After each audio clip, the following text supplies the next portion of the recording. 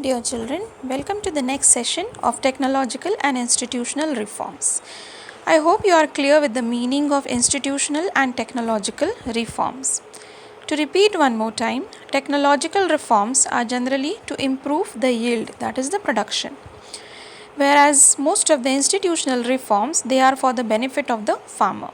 So any type of scheme whichever generated or made by the government for the benefit of the farmer, they all will be included in the institutional reforms. Immediately after independence, that is after 1947, we have seen that in the first 5-year plan, the government has started with the agenda of land reforms. And under land reforms, they have made various policies such as collectivization, consolidation of holdings were there.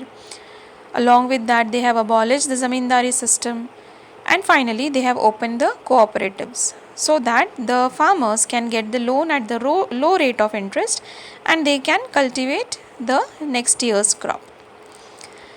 Now this was before. Now this session we will start from the after 1947.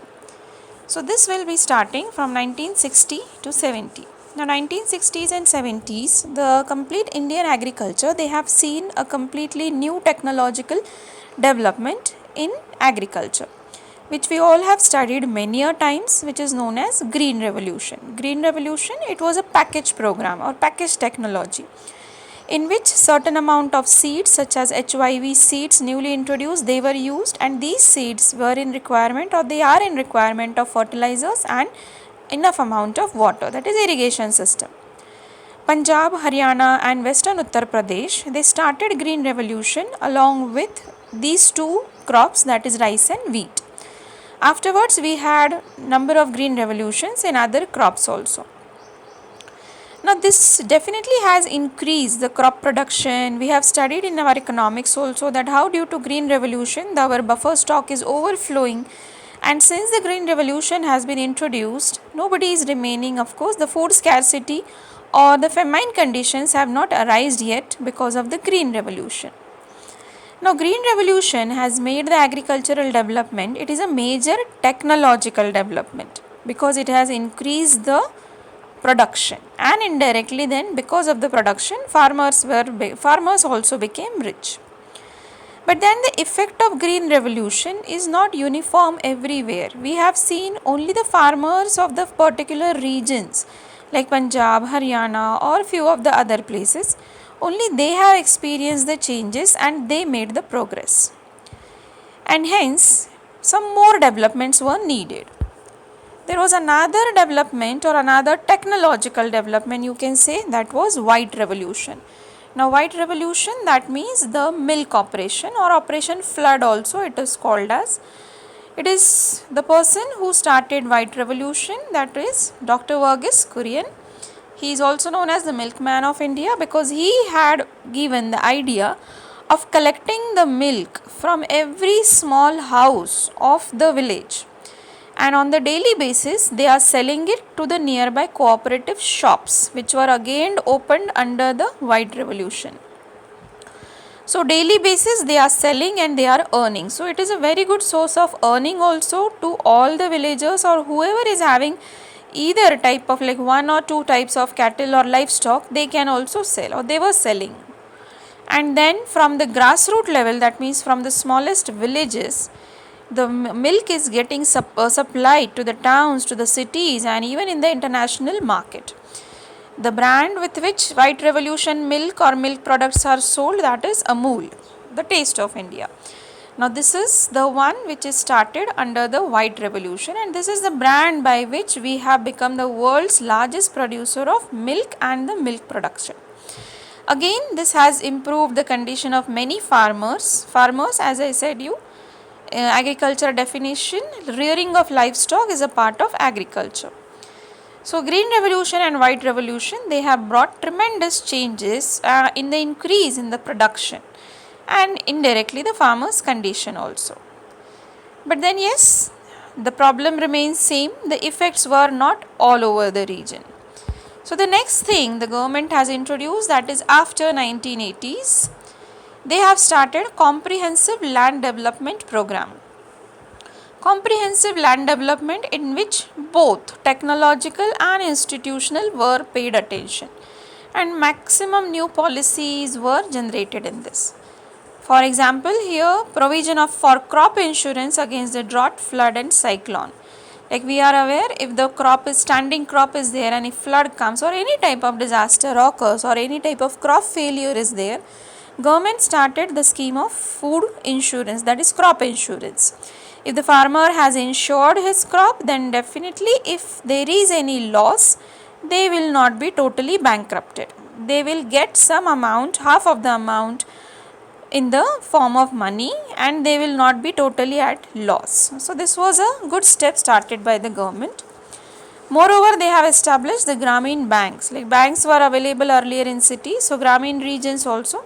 Speciality with Grameen banks that they are not only taking the money and all, but sometimes they take grains also. Grain banking, as you have studied, so that even the grain exchange can also occur. So Grameen banks. Moreover, they have started cooperative societies like Amul, one of the cooperative society.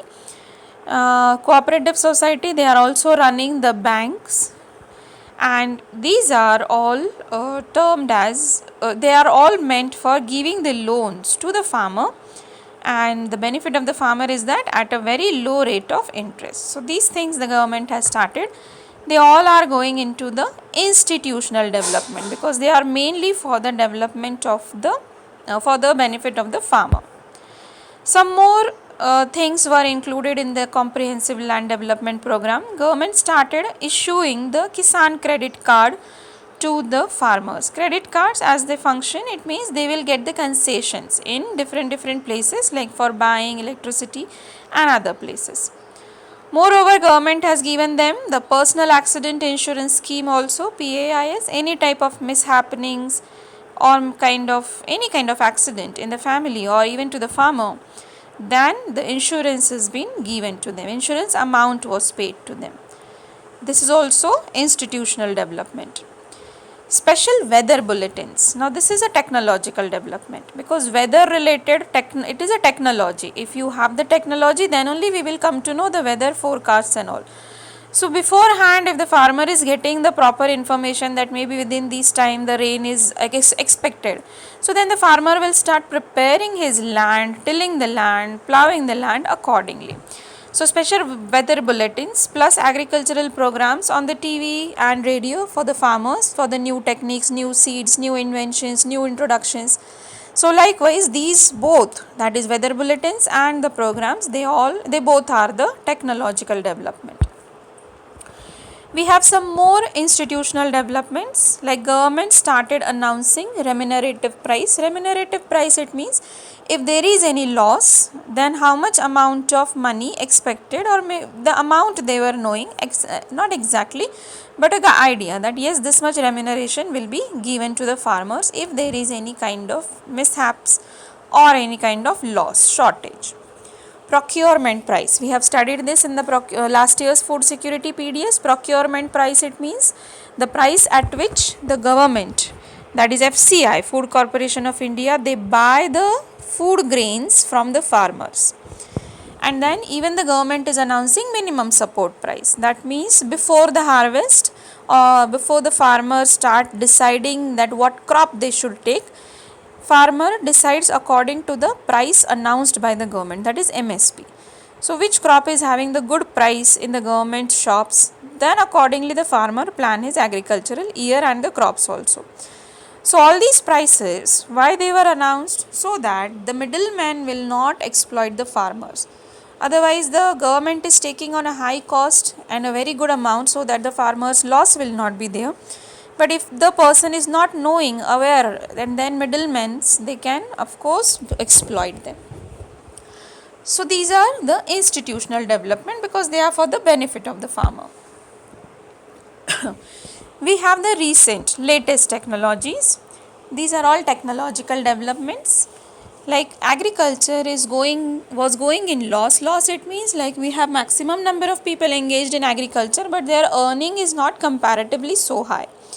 So then there is a need for modernization of agriculture. So they have established ICAR. You will get the meaning and the full form in the textbook. And in this they have started number of agricultural universities, like in Nagpur also we have agricultural colleges. So there continuously the research works, new inventions or the related studies are done. Veterinary services, as animals are breeded by the farmers also. Animal breeding centers, new things are there, like fisheries are there, the poultries are there. Likewise, these all are being provided. Horticultural development, you know now the horticulture group. This is also a new invention. So new fruits are variety wise they are grown, and accordingly the help is also provided. Then meteorological developments are also done, so that much beforehand they can tell them the weather forecast.